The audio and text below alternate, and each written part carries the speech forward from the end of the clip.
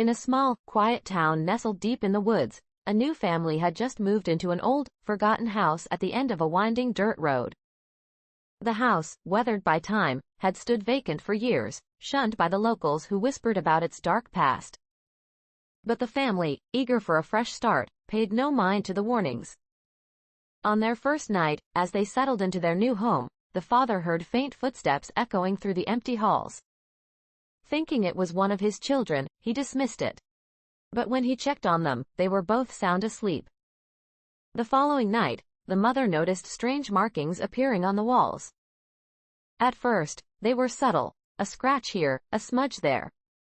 But soon, they grew more intricate, forming strange symbols that seemed to pulsate with a life of their own. The air in the house grew heavy, the temperature dropping with each passing hour. One night, the eldest child awoke to the sound of whispers, incomprehensible and distant, but growing louder and more frantic.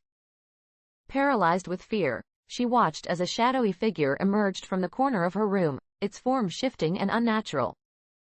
It moved closer, its voice a garbled mess of tortured souls, pleading for release.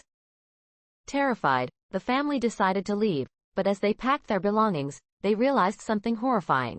The symbols on the walls had begun to spread, creeping across the floors and ceilings, sealing them inside the house.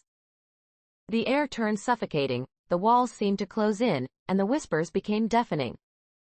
In their final moments, the family huddled together, the shadowy figure now towering over them, its mouth opening wide to reveal a void of endless darkness. As they screamed, the house consumed them, the walls absorbing their voices until nothing remained but silence. The next morning, the house stood as it always had, quiet and still. But if you listened closely, you could hear the faint echoes of a family's last desperate cries, trapped forever within the house's cursed walls.